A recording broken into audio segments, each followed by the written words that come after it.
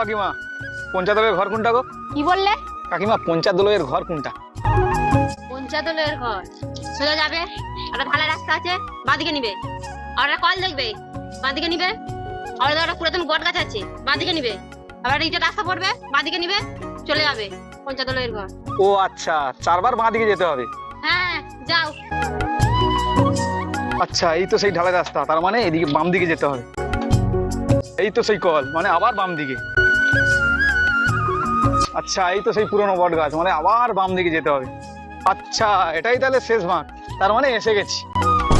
হ্যাঁ, সে তো আবার একই জায়গায় পৌঁছে গেলাম। কেমন আমাকে ঠিকানা দিলে? ও কাকিমা, আরে তুমি কি ঠিকানা দিলে? সেই তো আবার একই জায়গায় পৌঁছে গেলাম। হ্যাঁ, এই তো পঞ্চায়েতের ঘর। দো, তুমি তাহলে অত দূর আমাকে ঘুরলে কেন? আরে তাহলে তুই আমাকে কাকিমা বললি কেন? কোন অ্যাঙ্গেল থেকে আমার কাকিমা লাগিয়েছে?